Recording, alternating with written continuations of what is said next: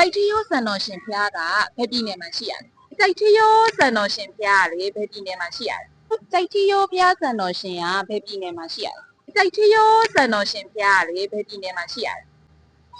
မော်လမြိုင်ဘယ်ရောတိုက်ထီရိုးဘယ်မှာလဲဆိုတော့တိုက်ဖို့ဒီမှာလဲမော်လမြိုင်တိုက်ဖို့အခါလေးအမအစားကြောအကုန်လုံးသိပါအေးစစ်စစ်လာမရမော်လမြိုင်တိုက်ဖို့မြို့တော်လည်းမဟုတ်ဘူး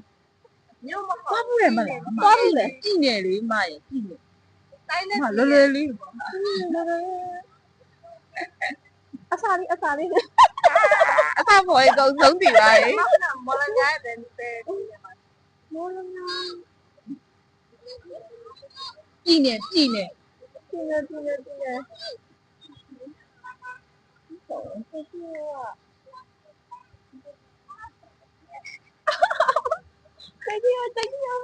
တိုက်ထီရိုးကဲကြပါဦးအခါလေးမော်လမြိုင်ဆိုရင်တော့ဒီပေါ့ဟုတ်ဘူးတိုက်ထီရိုးကြည့်နေသူကကြည်မြို့မဟုတ်ဘူးတိုက်ထီရိုးဘယ်ကြီးနေလဲမေမေနေလို့မမသိလားမေနေလို့တပါလို့ခမ်းနေကတော့တပါလို့အိမ်နေတိုက်ထီရိုး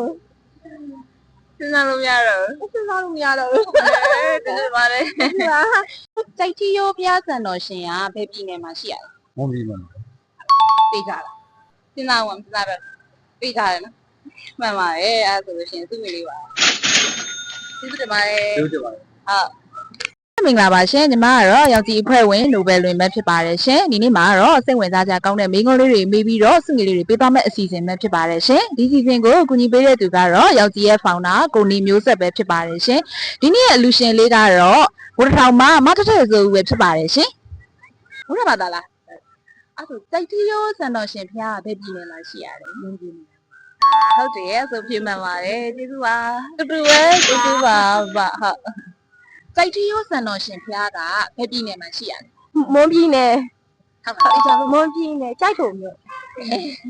မှန်တယ်ကျေးဇူးတင်ပါတယ်အဲ့ဒါမဟုတ်ဘူးလေးပေါင်ပေးပါမယ်ကျေးဇူးတင်ပါတယ်